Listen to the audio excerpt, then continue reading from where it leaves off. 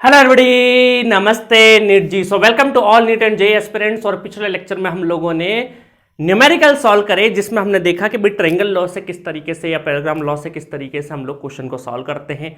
Direction को कितना beautiful तरीके से देखते हैं हम लोग कि सिर्फ एंगल बोलने से काम नहीं चलेगा, एंगल के साथ में हमें और इन्फॉर्मेशन ऐड करनी पड़ेगी, है ना। और आई कैप जे कैप से भी कैसे सॉल्व करते हैं, तो हमने दोनों तीनों मेथड अप्लाई करके न्यूमेरिकल सॉल्व करे। अब हम कायदे से हमें पढ़ना चाहिए क्या, polygon law. But polygon law पे जाने से पहले हम क्या करेंगे कि कुछ नोट पॉइंट हम लोग लिख लेते हैं। वैसे वो नोट पॉइंट आपको पता होते हैं, आप खुद भी कर लेंगे, बट मैं आपको अगर बता दूंगा तो अचानक से एग्जामिनेशन हॉल में आएगा ना, तो आपके दिमाग में एकदम क्लिक कर जाएगा, अच्छा इस एंगल पे ये रहेगा। कुछ स्टैंडर्ड चीजें होती है ना। उन स्टैंडर्ड चीज को आप अभी तक के थ्योरी के नॉलेज के हिसाब से आप डिराइव भी कर सकते हो अपने एंड पे, बट मैं आपको करके बता दूंगा तो मजा आएगा, थोड़ा सा अच्छा लगेगा, फील गुड होगा और आपके नोट्स कंप्लीट रहेंगे। हाँ सर, ये वाली चीज कभी आएगी तो मैं डायरेक्टली कर दूंगा, बार बार डेरिवेशन करने की नीड नहीं होगी। ठीक है, तो चलिए पहला नोट पॉइंट हम लोग देखते हैं, है ना। कुछ नोट पॉइंट हम डिस्कस करेंगे इस लेक्चर में। तो दो वेक्टर गिवन है, वेक्टर ए और वेक्टर बी। ये लाइन आपको जरूर ये दिख रही होगी अभी एक जैसी, बट ये एक जैसी नहीं है ना। दोनों जो वेक्टर है वो इक्वल नहीं है ना। हम यहां पर ये एज्यूम कर रहे हैं इस नोट पॉइंट में कि ये दोनों जो वेक्टर है इनके जो मैग्नीट्यूड है वो कांस्टेंट बने हुए हैं, है ना। कांस्टेंट बनने होने का मतलब क्या है कि मान लीजिए 5 न्यूटन है तो ये भी आपका 10 न्यूटन है, फिक्स हो गए। या ये 3 न्यूटन है तो ये 4 न्यूटन है, फिक्स हो गए, मैग्नीट्यूड फिक्स हो गए। और अब हम चेंज करेंगे क्या, एंगल को चेंज करेंगे। इन दोनों के बीच का जो एंगल है उसको चेंज करके देखते हैं अलग अलग एंगल्स पे। ठीक है, बात समझ में आई। हम क्या कर रहे हैं, देखिए आपको रिजल्टेंट या डायरेक्शन निकालने के लिए दो तीन चीजों की जरूरत पड़ती है। दो वेक्टर जो अगर गिवन है और इनका अगर मैग्नीट्यूड और डायरेक्शन निकालना है तो इन दोनों का मैग्नीट्यूड गिवन होना चाहिए और इनके साथ में एंगल गिवन होना चाहिए। तो हमने क्या किया, दोनों मैग्नीट्यूड को कर दिया फिक्स्ड, कांस्टेंट कर दिया है, और एंगल को चेंज करेंगे। अब मान लेते हैं अलग अलग एंगल पे देखते हैं क्या पोजिशन बैठती है। तो नंबर वन हम ले लेते हैं कि थीटा अगर इक्वल टू 0 डिग्री रहता है। 0 डिग्री का मतलब है थीटा क्या है, angle between A vector and B vector. इन दोनों वेक्टर के बीच का अगर 0 डिग्री एंगल होता है तब मैग्नीट्यूड क्या आएगा और डायरेक्शन क्या आएगा वो देखते हैं, है ना। तो अगर बात करें मैग्नीट्यूड की तो देखो ये 0 डिग्री कैसे बनेगा, 0 डिग्री बनने हैं तो ये ए वेक्टर ऐसा और इसी लाइन में क्या हो जाएगा, बी वेक्टर कुछ ऐसा, है ना। तभी एडिशन हो जाएगा, ये एडिशन परफॉर्म हो जाएगा। तो असल में क्या हो जाएगा, 0 डिग्री पे रिजल्टेंट अगर हम देखेंगे, 0 डिग्री पे अगर रिजल्टेंट देखें तो रिजल्टेंट का हमारा फॉर्मूला क्या है, रिजल्टेंट का फॉर्मूला क्या है हमारा, देखो यहां पे ये हम देखते हैं a square plus B square plus 2ab cos theta. ये हमारा क्या है, रिजल्टेंट का फॉर्मूला। तो अब देखो रिजल्टेंट क्या हो जाएगा, रिजल्टेंट अब देखेंगे अगर हम लोग तो यहां पर a square plus B square plus 2ab cos 0 कितना हो जाएगा, 0 डिग्री रख देंगे तो कॉस 0 क्या हो जाएगा, 1 हो जाएगा। तो 1 हो गया, लिखने की जरूरत नहीं है, कॉस 0 क्या हो जाएगा, 1 हो जाएगा। अब इस फॉर्मूले को a square plus b square plus 2ab को क्या हम कुछ इस तरीके से लिख सकते हैं कि a प्लस बी का होल स्क्वायर, ऐसा लिख सकते हैं, बिल्कुल लिख सकते हैं। इससे फायदा ये होगा कि भाई ये जो अंडर रूट और रूट है या स्क्वायर है ये आपस में कैंसल आउट हो जाएंगे, और कैंसल आउट होके जो हमारा मैग्नीट्यूड आएगा या रिजल्टेंट का जो मैग्नीट्यूड आएगा वो आ जाएगा a प्लस बी, है ना। कि a का मैग्नीट्यूड b का मैग्नीट्यूड डायरेक्टली क्या हो जाएंगे, ऐड हो जाएंगे। और क्या हम देखो ये पूरी लाइन ऐड हो जा रही है, इसका मतलब है कि ये रिजल्टेंट कहीं ना कहीं हमें मैक्सिमम वैल्यू देगा, इससे कम तो वैल्यू हो नहीं सकती, है ना। ए पूरा का पूरा जो मैग्नीट्यूड है, मतलब पूरी की पूरी जो लाइन है, और बी की पूरी जो लेंथ है ना, इस लाइन की जो लेंथ है और इस लाइन की लेंथ है वो दोनों आपस में मल्टीप्लाई कर दी है। अब ये लेंथ इससे कम तो हो नहीं सकती, इसका मतलब ये जो मैग्नीट्यूड है ये हमारा क्या है, मैक्सिमम है। तो इसका मतलब है कि भाई 0 डिग्री पे हमें क्या मिलेगा, a प्लस बी मैक्सिमम मिलेगा, जो रिजल्टेंट मिलेगा वो क्या मिलेगा, मैक्सिमम मिलेगा। ये था 0 डिग्री पे। अच्छा, अब इसका मैग्नीट्यूड तो निकाल दिया, डायरेक्शन क्या होगा भाई, दोनों जुड़ के डायरेक्शन तो यही सही रहेगा ना। एक ही डायरेक्शन में दोनों चीजें जुड़ रही है तो हम क्या बोलेंगे कि भाई डायरेक्शन जो रहेगा, डायरेक्शन इसका जो डायरेक्शन है, मतलब कैप लगा दो डायरेक्शन की जगह, ठीक है। इसका जो डायरेक्शन रहेगा वो कुछ इस तरीके से ही रहेगा। डायरेक्शन वेक्टर बना देते हैं, या बना दो, एक काम करते हैं, ये इस तरीके से रहेगा। रिजल्टेंट वेक्टर का डायरेक्शन इस तरीके से सिंबल कर सकते हैं, जिस डायरेक्शन में ये जाएंगे, ठीक है। चलो अब ये हो गया हमारा 0 डिग्री पे। ऐसे अलग अलग एंगल पे हम लोग निकाल के देखते हैं। अब एक काम करते हैं, हम ले लेते हैं सेकेंड नंबर ले लेते हैं थीटा इक्वल टू 180 डिग्री। क्या ले लेते हैं? 180 डिग्री पे क्या रहेगा, है ना। चलो रख के देख लेते वापस से। तो 180 डिग्री का मतलब है, अगर मैं इसको पिक्टोरियल फॉर्म में बनाऊं तो ए वेक्टर इधर और बी वेक्टर इस साइड में, बी वेक्टर इस साइड में, है ना। ये हमारा टेल से टेल कनेक्टेड कर दिया हम लोगों ने। तो ए वेक्टर इधर और बी वेक्टर इधर, तभी तो 180 डिग्री बनेगा ना, तभी तो एंगल क्या बनेगा? 180 डिग्री बनेगा। आप बोलोगे सर आपने ऐसे कैसे कर दिया, मैं तो ए को इस साइड में कर दूं, बी को उस साइड में कर दूं। आपकी इच्छा, कर सकते हो, कोई दिक्कत नहीं है। बट हम लोगों ने क्या किया है कि इनको टेल से टेल मिलाया है कि 180 डिग्री करना है। अब आप बोलोगे सर आपने एंगल ऑफ ओरिएंटेशन बदल दिया। अभी मैंने रैंडमली ए वेक्टर बी वेक्टर ड्रॉ कर दिए हैं, ये इस तरीके से डायरेक्शन दिखेगा ऐसा जरूरी नहीं है ना। मैंने क्या किया, रैंडमली दो वेक्टर लिए और दोनों वेक्टर के बीच में अलग अलग एंगल देख रहा हूं। अभी मैंने 0 डिग्री देखा था, अभी मैं क्या देख रहा हूं? 180 डिग्री दिख रहा हूं। तो जैसे आप 180 डिग्री देखेंगे तो आप देखो यहां पे जो रिजल्टेंट बनेगा उसमें क्या चेंजेस होगा? रिजल्टेंट में चेंज होगा a square plus B square plus 2ab cos 180 degree. और cos 180 कितना होता है? -1 होता है। इसका मतलब है कि ये जो आपका फॉर्मूला बनेगा a square plus B square minus 2ab हो जाएगा। तो a square plus B square minus 2ab, तो ये किसका फॉर्मूला बन जाता है? ये फॉर्मूला सर इसको हम ऐसा भी तो लिख सकते हैं, a माइनस बी का होल स्क्वेयर, ये हो गया रिजल्टेंट वेक्टर। तो यहां से ये कैंसिल हो जाएगा। तो अब आपका जो रिजल्टेंट वेक्टर है वो हो जाएगा a माइनस बी। क्या हो जाएगा? a माइनस बी हो जाएगा, a माइनस बी हो जाएगा। तो a माइनस बी हो जाएगा। तो इसका मतलब क्या होगा कि एक इस लेंथ में से ये लेंथ माइनस हो रही है, तो एक्चुअल में ये आपको मिलेगा सबसे मिनिमम रिजल्टेंट। क्या मिलेगा? मिनिमम रिजल्टेंट मिलेगा। ये जो आपका मैग्नीट्यूड होगा वो सबसे कम होगा, इससे कम मैग्नीट्यूड आपका नहीं मिल सकता है। तो मैक्सिमम कब मिलेगा हमें? 0 डिग्री पे। मिनिमम कब मिलेगा? 180 डिग्री पे, है ना। अभी एक एग्जांपल से भी आपको समझाता हूं, है ना। जैसे एक एग्जांपल ले लेते हैं पहले, उसके बाद मैं डायरेक्शन पे आऊंगा, है ना। एक एग्जांपल ले लेते हैं ताकि आपको और अच्छे से समझ में आएगा। थोड़ी देर के लिए मैं आपको बोलूं कि ए वेक्टर है आपका, मैग्नीट्यूड बता रहा हूं, है ना। ए वेक्टर है आपका 3 न्यूटन और बी वेक्टर है आपका 5 न्यूटन, ठीक है। 5 न्यूटन है। या अभी एक काम करते हैं, इसको बड़ा ले लो, नहीं तो कंफ्यूज हो जाओगे आप। इसको ले लो 5 न्यूटन और इसको ले लो 3 न्यूटन, ठीक है। अब मैं बोलूं कि इसका बताओ a प्लस बी की रेंज बताओ। क्या बताओ? आपको रेंज बतानी है। What is the range of a plus B की रेंज बतानी है ना। a प्लस बी की रेंज बतानी है। तो ये जो एडिशन परफॉर्म होगा बेस्ड ऑन किस पे होगा भाई? आपके थीटा की इंफॉर्मेशन तो दे रखी है आपको, दोनों मैग्नीट्यूड गिवन है बट थीटा गिवन नहीं है। और थीटा कहां से कहां लाई करता है? थीटा आपका 0 डिग्री से लगा के 180 डिग्री तक ही रहता है। अब बोलोगे सर ज्यादा भी तो रहेगा, नहीं, इधर जब आ जाएगा तो फिर तो ये वाला एंगल, स्मॉलेस्ट एंगल लेते हैं ना हम लोग, दोनों के बीच, दोनों वेक्टर के बीच का एंगल कौन सा कंसिडर करते हैं? Smallest angle. तो मिनिमम एंगल किन्हीं दो वेक्टर के बीच में जो सबसे मिनिमम एंगल बन सकता है वो 0 डिग्री बन सकता है, और सबसे मैक्सिमम एंगल कौन सा बन सकता है? 180 डिग्री बन सकता है। ये तो रही बात एंगल की। और हमें सबसे ज्यादा रिजल्टेंट कब मिलेगा? जब 0 डिग्री होगा, जहां पे a प्लस बी हो रहा है। और सबसे मिनिमम रिजल्टेंट कब मिलेगा? जब 180 डिग्री हो और दोनों के बीच में क्या हो? a माइनस बी हो। तो इसका मतलब है कि ये कहीं ना कहीं जो इसकी मिनिमम रेंज है ना, मिनिमम अगर देखें इसका, हम लोग कौन सा कलर ले लें? ये ले लेते हैं, है ना। तो आर मिनिमम देखें तो ये कितना हो जाएगा? a minus B that is 5 minus 3 2 हो जाएगा। और मैक्सिमम देखूं तो a plus B equal to 5 plus 3, तो 5 और 3 8 हो गया। इसका मतलब ये जो रिजल्टेंट है, इसका जो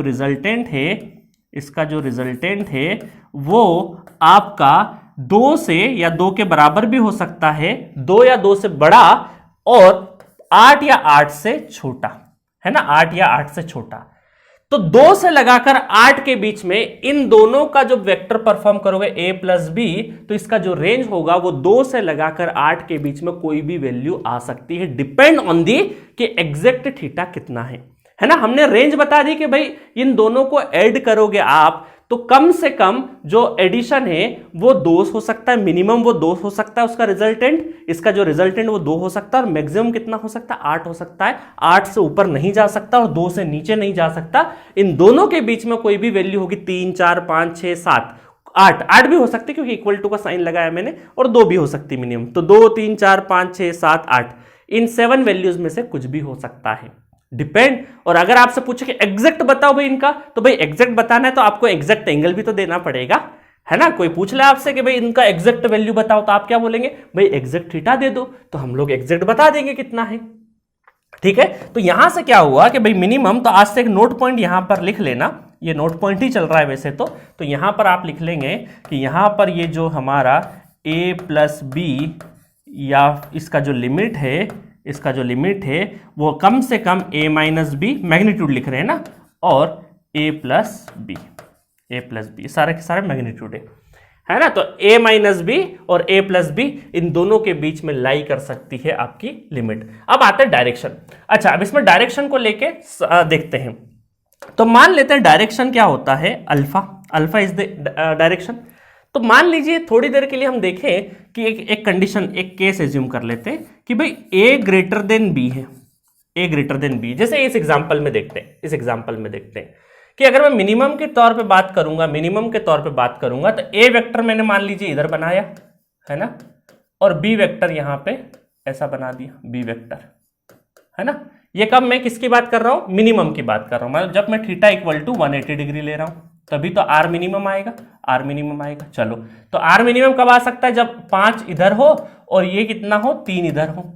तो 5 में से 3 जाने के बाद जो रिजल्टेंट वेक्टर बनेगा वो कैसे बनेगा, वो बनेगा ये आपका 2, है ना। 5 में से मान लीजिए ये 3 के बराबर हो गया, तो 5 में से 3 चले गया, तो ये हम लोग बना सकते हैं 2 Newton, that is our resultant. ये क्या है, हमारा रिजल्टेंट वेक्टर।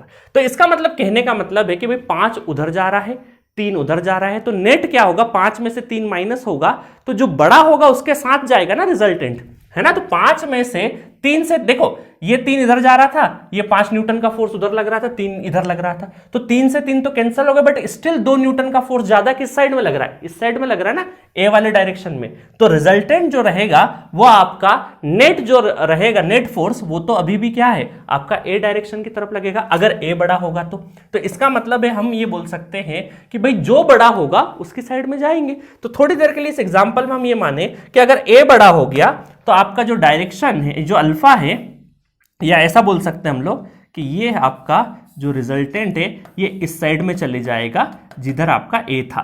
इसका मतलब है कि अल्फा आपका क्या रहा, 0 डिग्री रहा। आपने रेफरेंस लाइन अगर इसको 0 लिया तो वो ले लेंगे। और अगर सेकंड नंबर का देखें, सेकंड नंबर का कि a लेस देन b हो जाए, b बड़ा हो जाए, है ना। मान लो इस एग्जांपल में क्या हो जाए भाई, ये 5 इधर आ जाए और 3 उधर चले जाए, तो तब तो रिजल्टेंट का डायरेक्शन इधर हो जाएगा ना, तब तो इधर हो जाएगा। तो हम ये बोल सकते हैं कि अगर a कम हो जाए और b बड़ा हो जाए तब आपका रिजल्टेंट, इस कंडीशन के हिसाब से रिजल्टेंट आपका, ये डैश लाइन थी, रिजल्टेंट अब इधर हो गया। इसका मतलब है कि ये हमारे ओरिजिनल, ये जो a वेक्टर था ना, अल्फा एंगल क्या होता है, अल्फा एंगल होता है रिजल्टेंट और a वेक्टर जो कि हमारा x एक्सिस के रेफरेंस लाइन में होता है उससे एंगल होता है अल्फा। तो हमने x एक्सिस की रेफरेंस लाइन, मतलब जो हमारा a वेक्टर था वो तो इस डायरेक्शन में था डॉटेड लाइन से, तो वो तो अल्फा 0 डिग्री हो गया।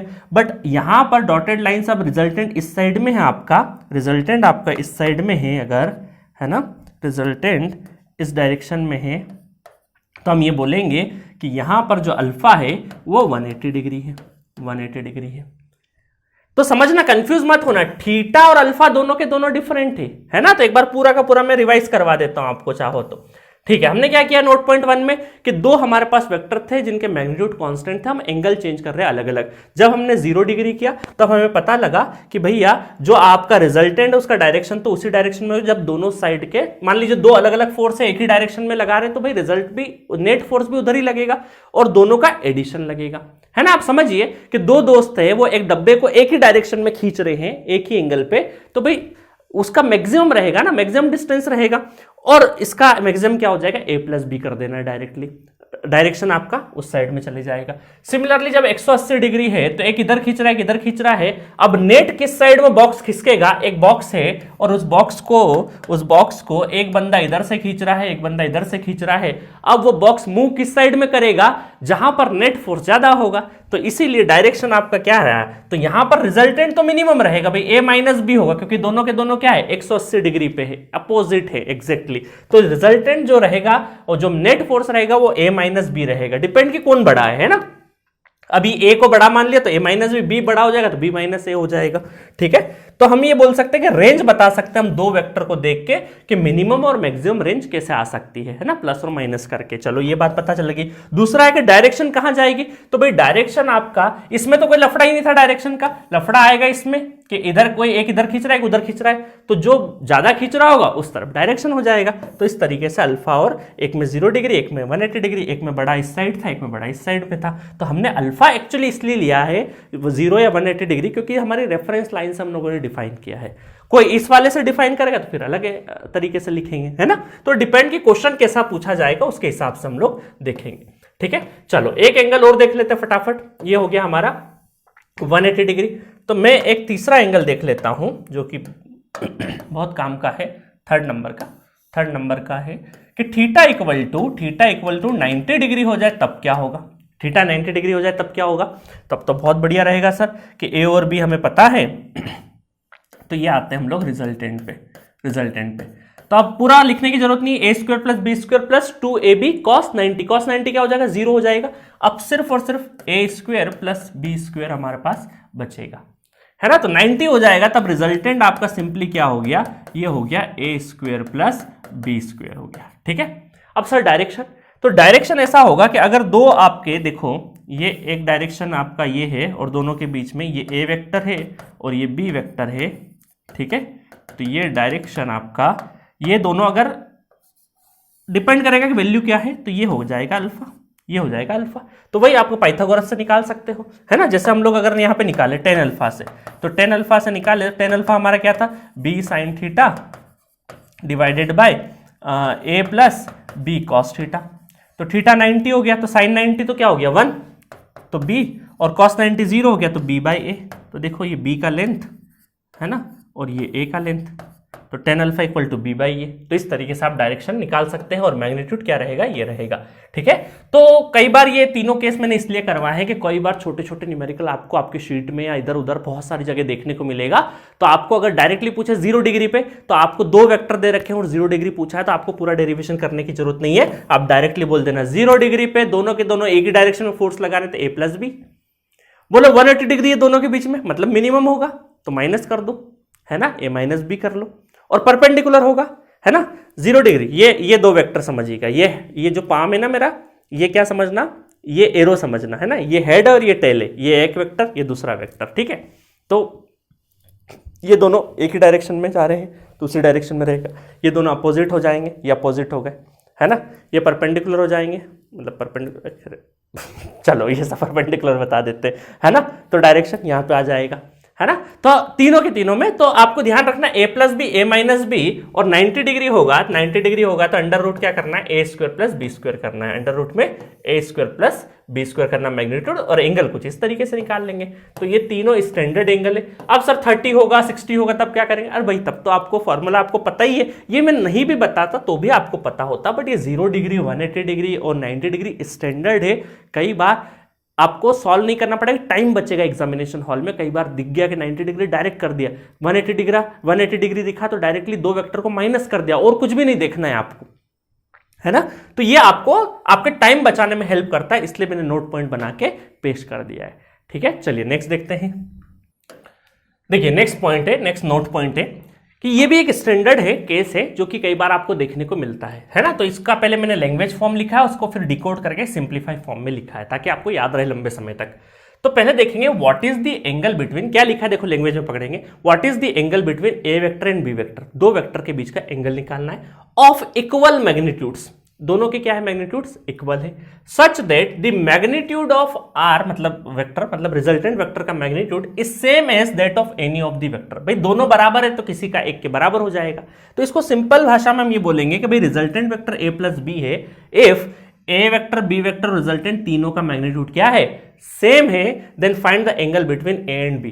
तो कई बार ऐसे न्यूमेरिकल होंगे जहां पर दो वेक्टर के मैग्नीट्यूड सेम है और रिजल्टेंट भी सेम आ रहा है, तो आपसे पूछ लिया एंगल, तो आप बार बार करके नहीं देखेंगे, आपको यहां से मैं एक स्टैंडर्ड रिजल्ट बता दूंगा जो कहीं ध्यान रखना है, और भूल भी जाओ तो करके देख लेंगे भाई, डेरिवेशन तो जिंदाबाद है हमेशा के लिए, है ना। तो चलो फटाफट करके देख लेते हैं। तो यहां पर आपको देखो सिंपल हमारा जो फॉर्मूला है आर रिजल्टेंट का, वो फॉर्मूला क्या बनेगा, a square plus B square plus 2ab cos theta, 2ab cos theta, ठीक है। तो मैं यहाँ पे एज्यूम क्या कर लेता हूँ, मैं एज्यूम कर लेता हूँ कि a equal to B equal to resultant equal to तीनों को a मान लेता हूँ, क्या मान लेता हूँ, a मान लेता हूँ, है ना। ए बी आर में कुछ भी मान सकते हो, तो मैंने a मान लिया, तो सबको मैं a से रिप्लेस कर देता हूँ, ए से रिप्लेस कर देता हूं ना। अब ए आर के बराबर है, आर बी के बराबर है, बी आर के बराबर, बी ए के बराबर, तो किसी को भी रख लो, है ना, ताकि हमारी इक्वेशन सिंप्लीफाई हो सके। तो ये हो जाएगा ए स्क्वेयर प्लस 2a इंटू ए कॉस थीटा, है ना। तो यहां से हम देखें तो ये कितना हो गया हमारा, यहाँ पे अंडर रूट में देखेंगे तो ए स्क्वेयर, तो यहाँ पर आपको ये रहेगा कि बोथ साइड स्क्वेयर वो कर लेते, 2a square plus 2a square cos theta plus cos theta, ठीक है। तो यहां से बोथ साइड स्क्वेयरिंग कर लेंगे तो अंडर रूट हट जाएगा, 2a square plus 2a square cos theta, ठीक है।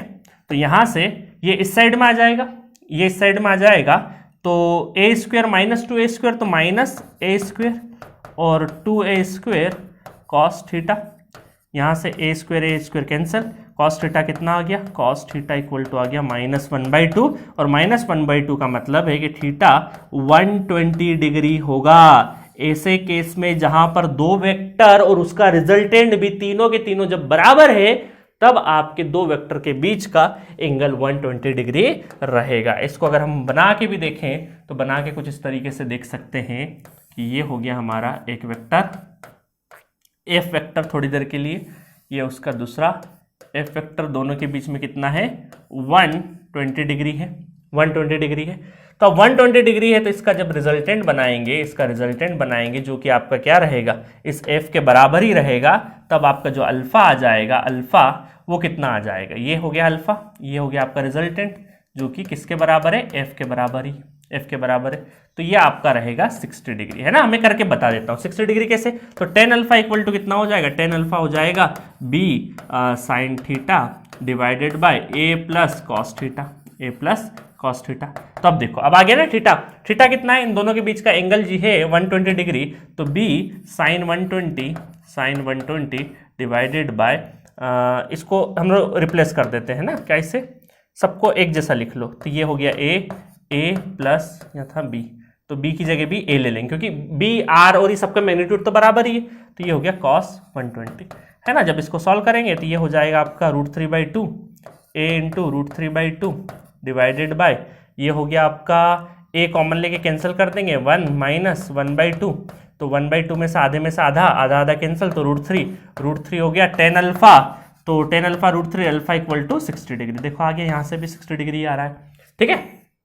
तो आज से हमने एक नोट पॉइंट सीखा कि भाई अगर इक्वल वेक्टर है मैग्नीट्यूड वाइज और उनका रिजल्टेंट भी बराबर है, उनके ही बराबर है, तो उन दोनों वेक्टर के बीच का एंगल 120 रहेगा, और अल्फा जो रहेगा डायरेक्शन वाला जो एंगल रहेगा वो रहेगा 60 डिग्री, है ना। तो ये एक नोट पॉइंट बहुत अच्छा आपने सीखा। चलो एक और कर लेते हैं हम लोग। नेक्स्ट है एक और note point, if A vector और बी वेक्टर के दोनों का मैग्नीट्यूड बराबर है एंड पूछा है angle between A and B, पूछा नहीं है, ए एंड बी इस बार क्या दे रखा है, थीटा दे रखा है। Show that resultant equal to 2a cos θ/2 and alpha equal to θ/2, है ना। ये हमें शो करना है भाई ये दोनों बराबर है, थीटा हमें दे रखा है, ए और बी के बीच का कोई थीटा है, हमें रिप्रेजेंट करना है मैग्नीट्यूड थीटा के फॉर्म में और अल्फा थीटा के फॉर्म में। सर आपके दिमाग में एक बात आ रही होगी, आपको भी लग रहा होगा कि एक बार हमारा पिछला केस वेरीफाई करके देख ले सर, भाई ये शो करने का बोल रहा है, इसका मतलब ये रिजल्टेंट तो हमें प्रूफ करना है। थ्योरम हो गई एक तरीके की कि भाई दो वेक्टर के मैग्नीट्यूड बराबर है, एक थीटा है, तो उसका रिजल्टेंट ये होना चाहिए और अल्फा ये होना चाहिए। तो हमारा पिछले केस में जब दोनों वेक्टर बराबर थे तो हमारा, अगर मैं इफ थीटा में अगर हमारे पिछले केस को वेरीफाई कर रहा हूं 120 डिग्री रख दूं तो हमारा आंसर आना चाहिए a vector equal to b vector equal to r vector होना चाहिए सर। एंड क्या होना चाहिए, अल्फा 60 डिग्री होना चाहिए। अगर मैं ये 120 रख दूं तो चलो चेक करते हैं। तो 120 आप रखो तो देखो cos 120 को कट कर देंगे 2 से तो कितना हो जाएगा cos 60 कितना हो जाएगा 1/2 और 2 से 2 कैंसिल, तो देखो आ गया ना r इक्वल टू ए, है ना, क्या हो गया r mod of r equal to क्या आ गया a आ गया, a के बराबर आ गया कि नहीं। और अल्फा देखो 120 रखोगे तो 2 से कट हो जाएगा तो 60 डिग्री, अल्फा भी क्या आ गया 60 डिग्री आ गया। तो ये वेरीफाई किया हम लोगों ने, है ना। तो चलो अब इसको प्रूफ कर देते हैं। उल्टा पूछा है, मतलब पिछला और ये वाला केस लगभग जैसा है, बट ये स्टैंडर्ड है 2a cos θ/2 और अल्फा θ/2 जब दोनों के मैग्नीट्यूड बराबर है और प्रिसाइज वे में। दो ऐसे वेक्टर जिनका मैग्नीट्यूड बराबर है और आपसे पूछा रिजल्टेंट बताओ और थीटा अलग अलग दे दिया अलग अलग वैल्यू पे, तो बार बार निकालते थोड़ी लगेंगे, डायरेक्ट 2a cos θ/2 यह ध्यान रख लेना, है ना। चलो करके भी देख लेते हैं, तो करके इसका डेरिवेशन देख लेते हैं। तो यहां पर हमारा r इक्वल टू ये हो जाएगा a square plus B square plus 2ab cos θ, ठीक है।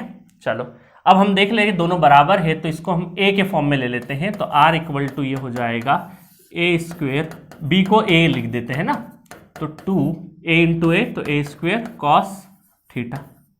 तो यहां से हम हमारा आ जाएगा ये हो जाएगा यहाँ पे a स्क्वेयर तो 2a square plus 2a square cos θ, है ना। तो यहां से कॉमन ले ले तो 2a स्क्वेयर को कॉमन ले लेते हैं 1 प्लस cos θ।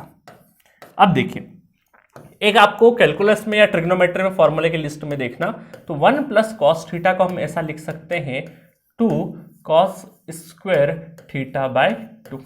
1 प्लस cos θ को क्या लिख सकते हैं 2 cos स्क्वेयर θ/2। तो बस यहां पर हमने क्या किया, ये रिप्लेस किया 2a square into 2 cos square θ/2। आप में से बहुत सारे लोग सोच रहे होंगे सर हमने तो यहां तक कर दिया था बट इसके बाद 1 प्लस cos θ को ये लिखना है, यही तो दिमाग में नहीं घुस रहा था सर।